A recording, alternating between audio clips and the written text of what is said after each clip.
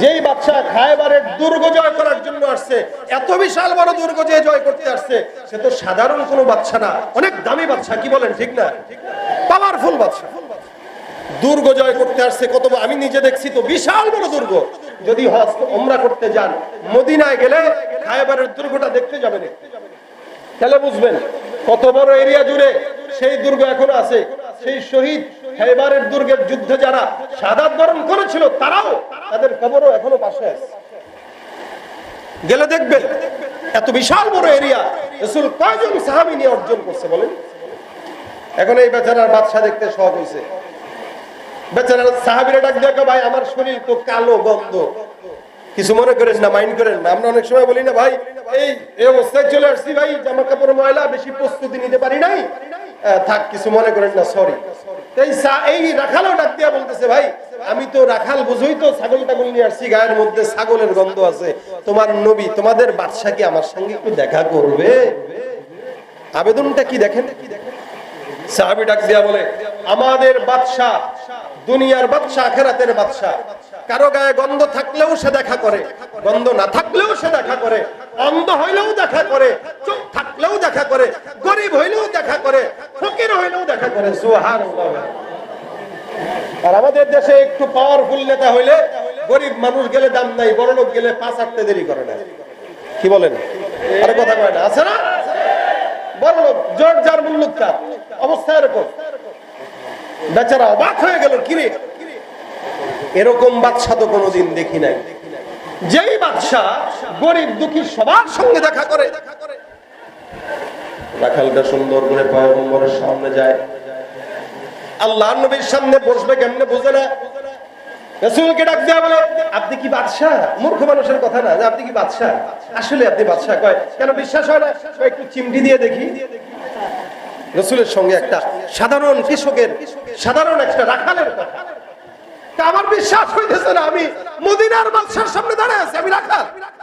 রাসূল সাল্লাল্লাহু আলাইহি ওয়াসাল্লাম হাত পেতে ডাক দিয়া বলতেছেন, হ্যাঁ, আরে তুমি তো আমার বুকে আসতে পারবা, শর্ত আছে। সত্যি বলছেন আমি আপনার বুকে যাব? বলে হ্যাঁ। আর শর্ত কি বলেন? রাসূল সাল্লাল্লাহু আলাইহি ওয়াসাল্লাম কি শর্ত দিলেন? রাসূল ডাক দিয়া কয়, তুমি যদি আল্লাহকে আল্লাহ বলে মানো, রাসূল আমি রাসূলকে নবী বলে স্বীকার করো, আল্লাহ তোমাকে জান্নাত দিবে, আর আমি তোমাকে বুকে নেব। শুধু আমি না, সমস্ত সঙ্গী যারা আছে সবাই তোমাকে নিজের ভাই হিসেবে পরিচয় দিবে। সুবহানাল্লাহ। একটা রাখাল যে নিগৃহীত, এই সমস্ত মানুষরা তো সারা জিন্দেগি মানুষের জুলুমের শিকার হয়েছে। সে যখন দেখতেছে মদিনার বাদশা তাকে বুকে নিবে, তার আর কোনো কিছু দরকার আছে চিন্তা করা? সে অবশ্যই, আমি তো আমার বাদশার সামনে, বাদশা তো দূরের কথা, মালিকের সামনেই কথা বলতে পারি না, সেখানে মদিনার বাদশা আমাকে বুকে নিবে, কি করা লাগবে খালি বলেন। রাসূল বলে, পড়ো লা ইলাহা ইল্লাল্লাহ মুহাম্মাদুর রাসূলুল্লাহ। সাহাবীকে সুন্দর করে পয়গম্বর পড়ায় দিলেন রাখালকে। এতক্ষণ রাখাল ছিল একজন সাধারণ মানুষ, এই বান্দাটাই এখন শুধু কালেমার কারণে আল্লাহ পাক রব্বুল আলামিন এই বান্দাটাকে আল্লাহর জমিনের মধ্যে অন্যতম একজন দামি বান্দা হিসেবে জমিনের মধ্যে কবুল করেছে, যার কারণে সাহাবী হওয়ার সঙ্গে সঙ্গে জান্নাত ওয়াজিব হয়ে গেছে।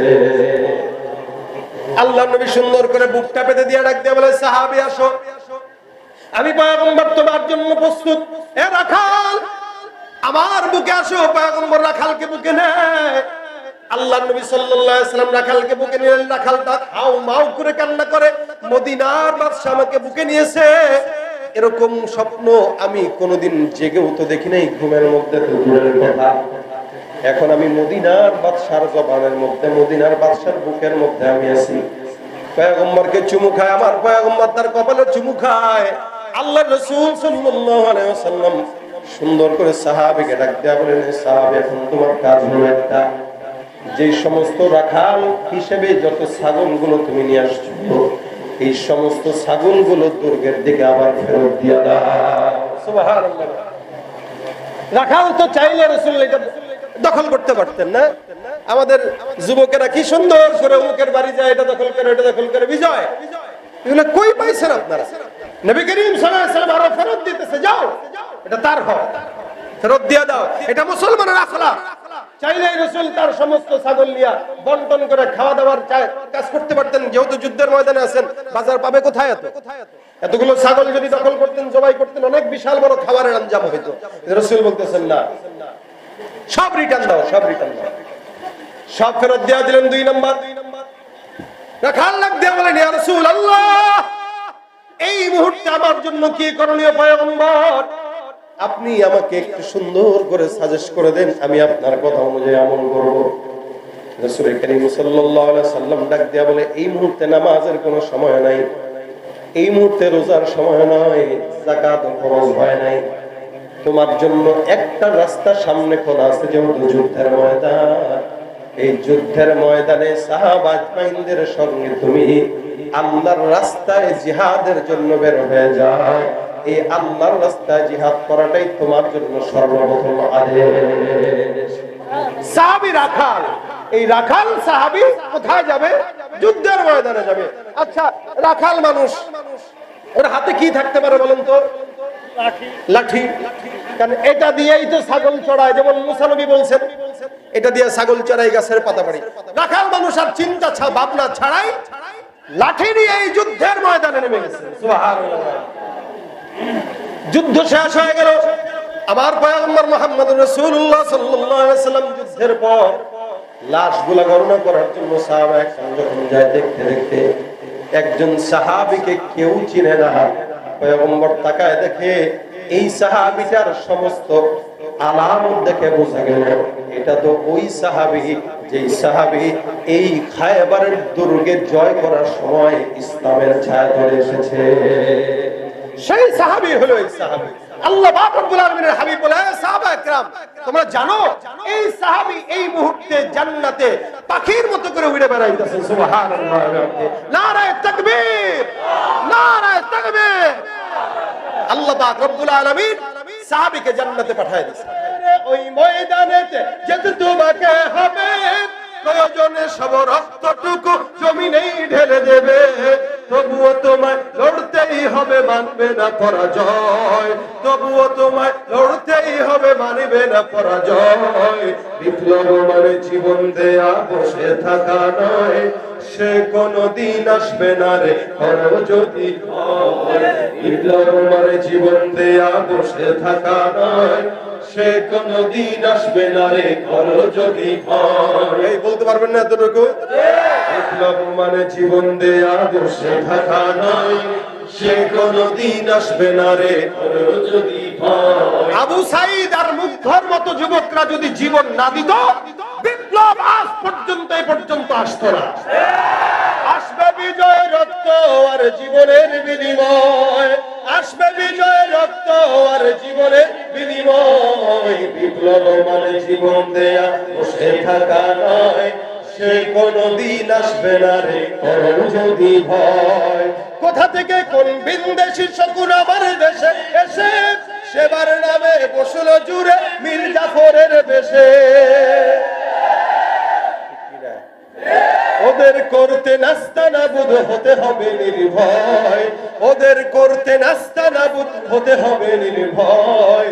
বিপ্লব মানে জীবন দেয়া বসে থাকা নয়, সে কোনদিন আসবে না রে করো যদি ভয়। বিপ্লব মানে জীবন দেয়া বসে থাকা নয়, সে কোনদিন আসবে না রে করো যদি ভয়। ভয় করব কাকে? নারায়ে তাকবীর। আল্লাহ পাক তার ভয় আমাদের দিলে ঢুকায় দেয়। ভাইরা আমার, আমি আপনাদের সামনে ছোট্ট একটি আয়াতে কারিমা তেলাওয়াত করেছি, ইন্নাকা লাআলা খুলুকিন আযীম। এটার উপরে 2-4টা কথা। এই যে আজকে মাহফিল করছেন, এই যে আমরা আপনাদের সামনে বয়ান করব, গজল গাইলাম, এগুলো সব ইসলামী সংস্কৃতি, তাহজিব, তামাদ্দুন। আজকে যুবকেরা ইসলামী সংস্কৃতিকে ব্যতি রেখে অপসংস্কৃতির দিকে ধাবিত হচ্ছে, যার কারণে এই গান বাজনা তাদের কাছে মজা লাগে, যার কারণে নাস্তিকতা মজা লাগে, ইসলাম মজা লাগে না। কিন্তু ইসলামী সংস্কৃতি টোটালটাই কোরআন আর সুন্নাহকে ইসলামী সংস্কৃতি বলে।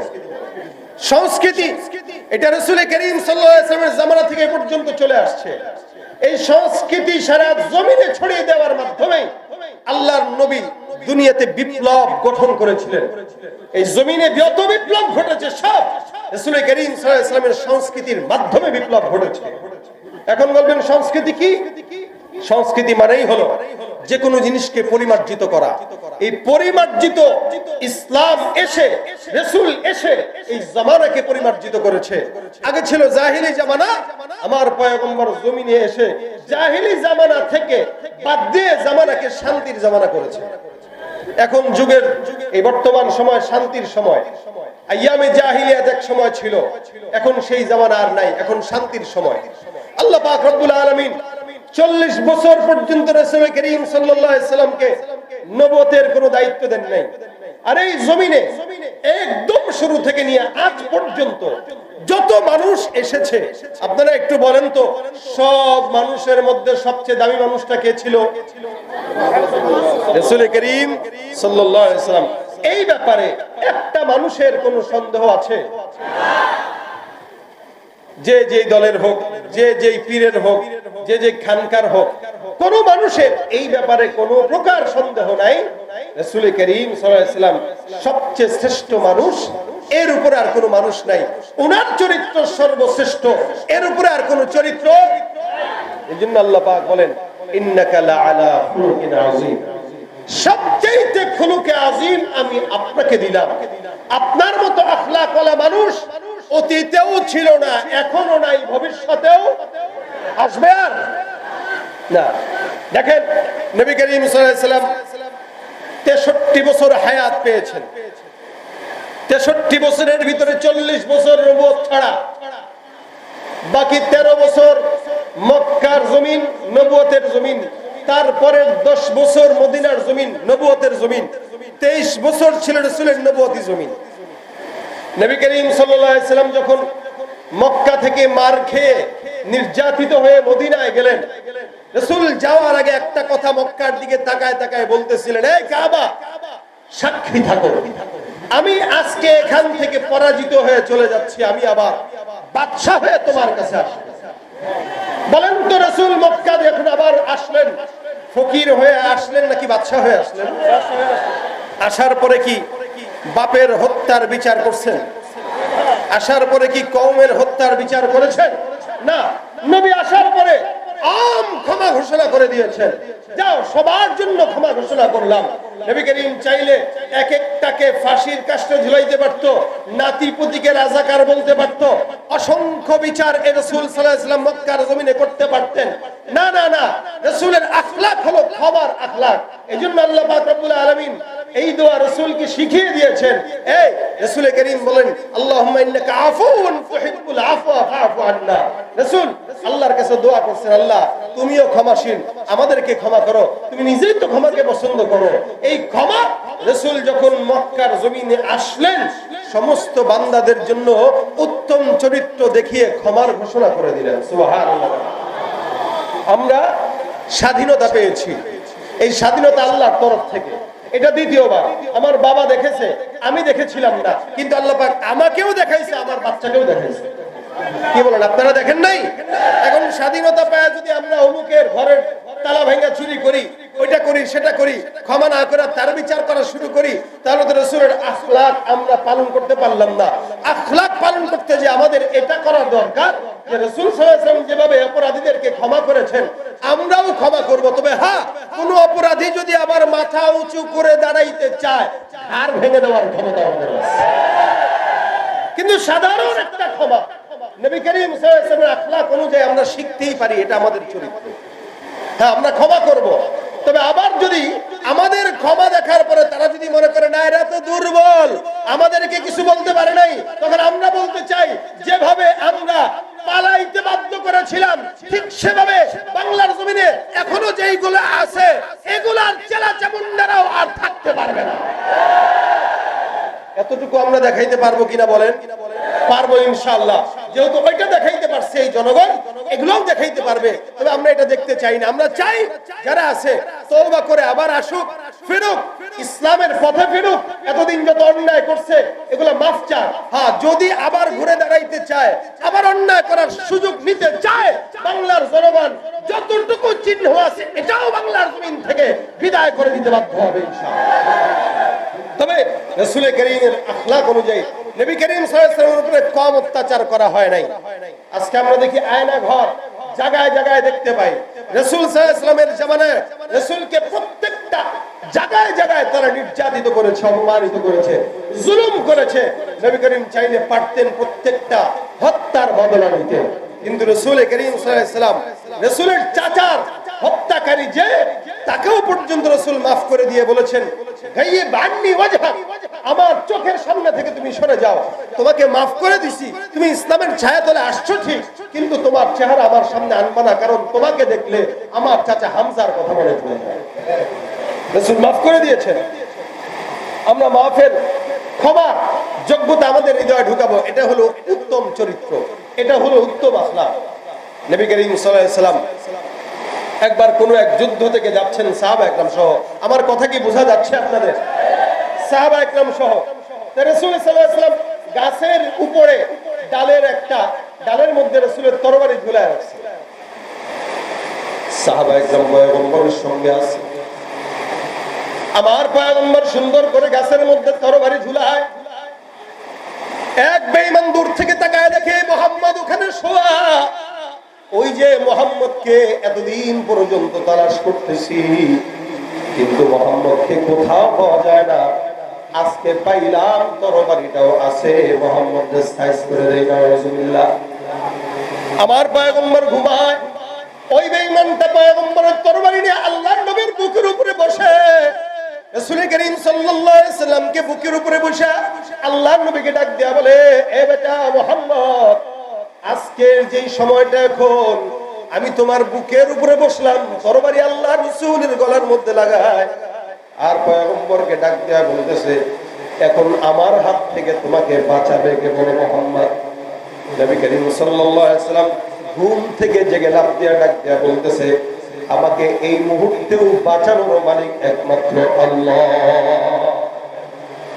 আল্লাহর পয়গম্বর ডাক দেয়া বলে, আমাকে এই সময় বাঁচাবেন আল্লাহ। ওই বেঈমানটা আবার ডাক দেয়া বলে, কে তোমাকে বাঁচাবে? এই সময়টা তরবারিটা আমার হাতে, আমি তোমার বুকের উপরে, তরবারি তোমার গলার মধ্যে লাগাইলাম, বলো মুহাম্মদ এখন তোমাকে বাঁচাবে কে? রাসূল ডাক দেয়া বলেন, আল্লাহ। একবার, দুইবার, তিনবার আমার পয়গম্বর আল্লাহর শব্দ উচ্চারণ করে। আপনারাও জানেন, বেঈমান যারা, নাস্তিক যারা, শয়তান যারা, আমার আল্লাহর নাম শোনার পরে শয়তানদের দিলের মধ্যে প্রকম্পিত শুরু হয়ে যায়। যে যত বড় শয়তান, সে আমার মালিকের নাম তত ভয় পায়। কারণ আমাদের দেশে আল্লাহু আকবার নারায়ে তাকবীরের ধ্বনি দিলেও এক সময় কিছু মানুষটা ছিল ভয় পাইতো। এক সময় কিছু মানুষ ছিল যারা নারায়ে তাকবীরের ধ্বনি দিলে চিৎকার দিয়ে বলতো, এই এগুলো বন্ধ করেন, কিসের স্লোগান হবে? বাংলার জমিনে আল্লাহু আকবারের ধ্বনি ছাড়া অন্য কোনো ধ্বনি চলবে না। আমার পয়গম্বর যখন বলতেছেন আমার আল্লাহ আমারে বাঁচাবে, ওই বেঈমানটা যখন নাকি তৃতীয়বার আল্লাহর নাম শুনলো, পয়গম্বর তাকায় দেখে বেঈমানের হাতটা কাঁপতে কাঁপতে কাঁপতে কাঁপতে তরবারিটা জমিনের মধ্যে পড়ে যায়। পয়গম্বর মুহাম্মদুর রাসূলুল্লাহ সাল্লাল্লাহু আলাইহি ওয়াসাল্লাম লাফ দিয়া উঠে যায়। এবার বেঈমানদের জমিনের মধ্যে ধরাশায়ী করে ছেড়ে দেয়। আল্লাহর রাসূল এবার ওই বেঈমানের বুকের উপরে চেপে বসে ডাক দিয়া বলতেছে, এখন তোমাকে বাঁচানোর মালিকটাকে একটু বলো দেখি।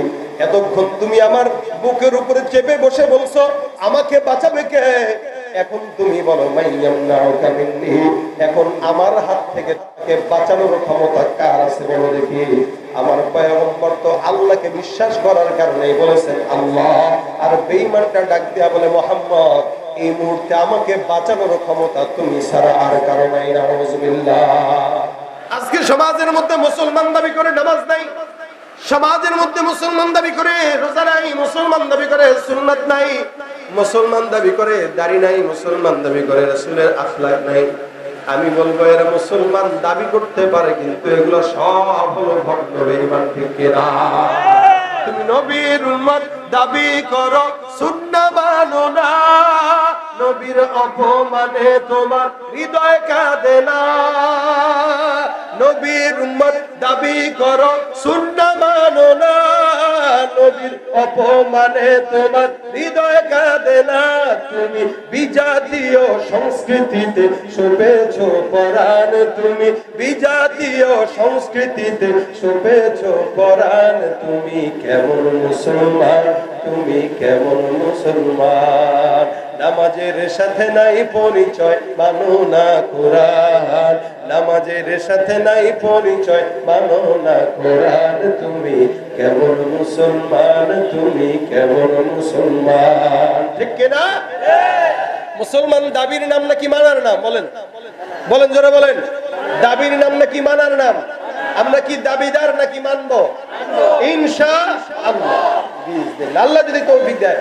মানার চেষ্টাটা অন্তত দিলে রাখলেন, এরপরে চেষ্টা করলেন, নিয়ত রাখলেন, চেষ্টা করলেন, হতে পারে নিয়তের বরকতে আল্লাহ মাফ করলেন। আচ্ছা আপনারা বলেন তো, আমল দিয়ে কি কেউ জান্নাত যেতে পারছে? পারবে? সম্ভব না। আপনি আমি কতটুকু আমল করলাম? রাসূলের এমন সাহাবী আছে যারা এক ওয়াক্ত নামাজ কোনোদিন পড়তে পারে নাই, বুঝেন? রাসূল সাল্লাল্লাহু আলাইহি ওয়াসাল্লামের এমন সাহাবী আছে এক ওয়াক্ত নামাজ পড়ার সুযোগ হয় নাই, কিন্তু সোজা জাহান্নামী না জান্নাতি? কেন? সমস্ত সাহাবা একরাম জান্নাতি, কোনো সন্দেহ নাই। আদনা থেকে আদনা সাহাবী, সেও কি জান্নাতি? রাসূল সাল্লাল্লাহু আলাইহি ওয়াসাল্লামের অসংখ্য সাহাবীর ভিতরে এমন একজন সাহাবী ছিল, যেই সাহাবী এক ওয়াক্ত নামাজ পড়ে নাই, যেই সাহাবী একটা রোজা রাখে নাই, যেই সাহাবী 1 টাকা দান করে নাই, যেই সাহাবী একটা ভালো কাজ করতে পারে নাই, যেই সাহাবী রাসূলের একটা বয়ান শুনতে পারে নাই, কিন্তু মরছে তো সোজা জান্নাতি হয়ে গেছে। সুবহানাল্লাহ। এই সাহাবী আসাদ, কালো বলতো আর কি তাকে, এই কারণে আসাদ বলে ডাকতো। খাইবারের যুদ্ধ যখন শুরু হয়, রাসূল সাল্লাল্লাহু আলাইহি ওয়াসাল্লাম মদিনা থেকে সাহাবা একরামদেরকে নিয়ে দুর্গ জয় করার জন্য রাখাল অনেকগুলো ছাগলের পাল নিয়ে বের হয়েছে। বের হয়ে তাকায় দেখে চতুর্দিকে মুসলমানরা ঘেরাও করে রাখছে। রাখালের তো এগুলোর খবর নাই, কিরে ব্যাপারটা কি? গণভবনের চতুর্দিকে এত মানুষ কেন? কিছুক্ষণ পর যে পতন আছে এটা তো আর জানে না। খাইবারের দুর্গ যারা পরিচালনা করতেছে এরা তো আর জানে না চতুর্দিকে আম জনতা ঘেরাও করে রাখছে, কিছুক্ষণ পর দুর্গ ছেড়ে হেলিকপ্টারে পলাইতে হবে,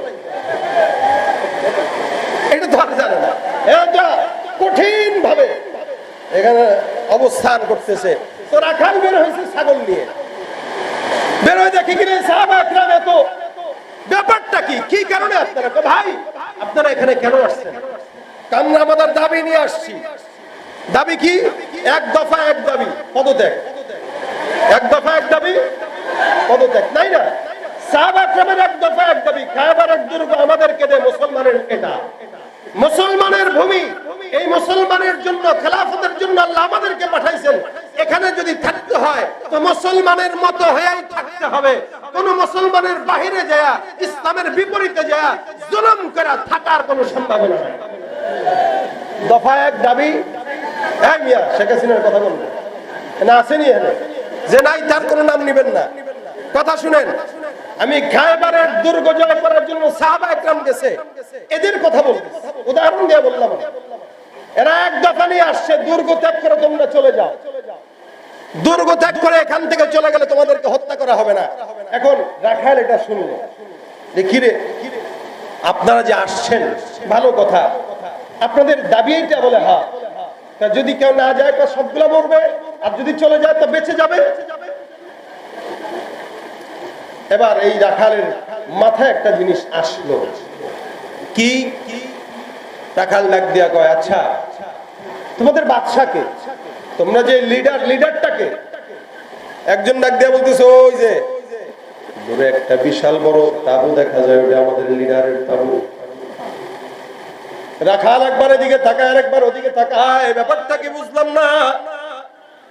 এখানেও যেই সাহাবীটা বসা তার তাবু যেরকম, ওখানে যেই বাদশা বসা তার তাবু সেরকম। সুবহানাল্লাহ, কোনো পার্থক্য নাই। একজন সাধারণ জনগণ যেরকম, বাদশাও সেরকম। এ মুসলমান বুঝবেন, খেলাফত যদি ইসলামী খেলাফত যদি কায়েম হয়ে যায়, আমাদের দেশের প্রধানমন্ত্রী মানুষের সঙ্গে চলবে, কোনো ভিআইপি হরেন লাগবে না, ভিআইপি গাড়িও লাগবে না, প্রোটোকল লাগবে না, 100টা পুলিশও দরকার নাই। সাহাবা একরামদের আমলে খেলাফেরা খলিফারা ঘুরতো, তাদের কোনো শত্রু ছিল না। আর বাংলার জমিনে এখনো যদি খেলাফত কায়েম হয়ে যায়, আমাদের সঙ্গেই আমাদের প্রধানমন্ত্রী ঘুরবে, কোনো শত্রু থাকবে না।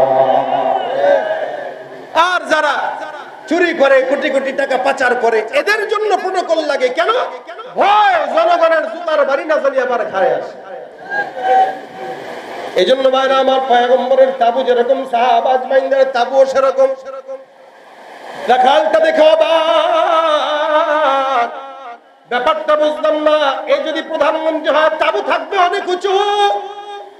আমাদের দুর্গের বাদশার সামনেও তো আমরা যেতে পারি না, আমাদের মালিকের সামনেও তো আমরা যেতে পারি না।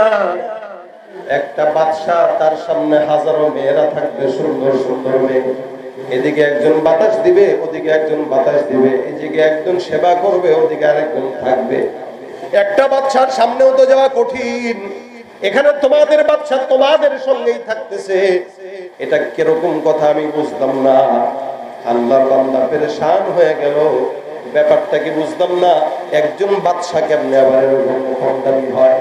এই রাখালটা আবার বাদশাকে দেখার জন্য ভবিষ্যতে তার মাথার ভিতরে পেরেশানি চিন্তা, বাদশা দেখা লাগবে। কোনোদিন বাদশা দেখে নাই, বাদশা দেখার জন্য বান্দা ওই তাবুর সামনে যায়, মনে করছে তাবুর সামনে মনে হয় 2-4 জন দেহরক্ষী থাকবে। কিন্তু আফসোস, একটা দেহরক্ষী আমার পয়গম্বর মুহাম্মদুর রাসূলুল্লাহ সাল্লাল্লাহু আলাইহি ওয়াসাল্লামের তাবুর সামনে নাই। সুবহানাল্লাহ ওয়া বিহামদিহি। কত বড় ন্যায়পরায়ণ বাদশা হইলে বাদশা সাধারণ। আলহামদুলিল্লাহ, আজকের মাহফিলের সম্মানিত প্রধান অতিথি মুফতি আরিফ বিন হাবিব সাহেব মাদ্দাজিলুল আলী উপস্থিত হয়ে গেছে। আমার আলোচনাও শেষ হয়ে গেছে। বৃষ্টির মধ্যে যে আপনারা বসে আছেন, শুনছেন, এটা অনেক বড় বিষয়। আল্লাহ পাক আপনাদেরকে জাযা খায়ের দান করুন, বলেন আমিন। দেখেন, একজন কালো মানুষ ইসলামের ছায়াতলে আসছে রাসূলের চরিত্রের কারণে, আখলাকের কারণে। রাসূল উদারতা দেখাইছেন। আর তুমি কালো হইলে কি, বুকে আসো। ইসলাম বুকে টানতে শিখাইছেন, ইসলাম দূরে সরাইতে শিখান নাই। আর আমরা দূরে সরাইতে শিখছি, বুকে টানতে শিখি নাই। যার কারণে ঐক্যের কথা বইলাও আমরা সবাইকে দূরে সরাই, কাছে টানতে শিখি না। এই জন্য ভাইরা আমার, প্রত্যেকটা মানুষের উচিত রাসূলের আখলাককে ফলো করে, মুসলমান ভাই সে যেই পীরের মুরিদ হোক, যে সে যেই দলের হোক না কেন, প্রত্যেকটা ভাইকে চরিত্র দিয়া, আখলাক দিয়া, আরে ভাই উত্তম কথা বলাটাও সৎকার সওয়াব। রাসূল করিম সাল্লাল্লাহু আলাইহি ওয়াসাল্লাম বলেছেন, উত্তম কথা যে বলবে, বাশশাতুল ওয়াজহি সাদাকা। কেউ যদি হাসি মুখে কথা বলে, এটা সাদাকা। উত্তম কথা বলে, এটা সাদাকা। আমরা তো উত্তম কথা বলতে জানিও না, বরং যতক্ষণ কথা বলি গীবত, শিকায়াত, পরনিন্দা, এই সমস্ত জায়গায় কথা বলে বলে আমাদের সময় পার করি। এই কারণে আমার পাশের ভাই সে মুসলমান যদি হয়, অবশ্যই তার সাথে উত্তম চরিত্র। আর মুসলমান যদি না হয়, তার সঙ্গে উত্তম চরিত্র, এটা রাসূলের আখলাক। যেমন আমরা দেখিয়েছি, মুসলমানের সন্তানেরা, মাদ্রাসার ছেলেরা এই সময় সংখ্যালঘু কিছু নাম দিয়া আমাদের দেশের পরিস্থিতিকে নষ্ট করার জন্য কিছু কিছু ভাইরা রাস্তায় আন্দোলন করতে দাঁড়াইছে। কিন্তু আমরা দেখিয়েছি, এদেশের আপামর সংখ্যালঘু হিন্দু ভাই, খ্রিস্টান হোক, এদের হেফাজতের দায়িত্ব আমাদের উলামায়ে কেরামরা করেছে। কি বলেন, ঠিক কিনা? সুতরাং একজন হিন্দুর মন্দির পাহারা দেওয়ার দায়িত্ব ইসলাম আমাদেরকে দিয়েছে। এই জন্য আমরা চরিত্র সব জায়গায় যদি লাগাতে পারি, ফিট করতে পারি, আল্লাহ পাক রব্বুল আলামিন আমাদেরকে চরিত্রের কারণে পবিত্র বানায় দিবে ইনশাআল্লাহ। এই চরিত্র প্রত্যেকটা যুবকের ভিতরে ঢুকুক, আমার ভিতরে ঢুকুক। আল্লাহ পাক আমাদেরকে সেই তৌফিক দান করুক। আমা তৌফিকি ইল্লা বিল্লাহ। আসসালামু আলাইকুম ওয়া রাহমাতুল্লাহি ওয়া বারাকাতুহু।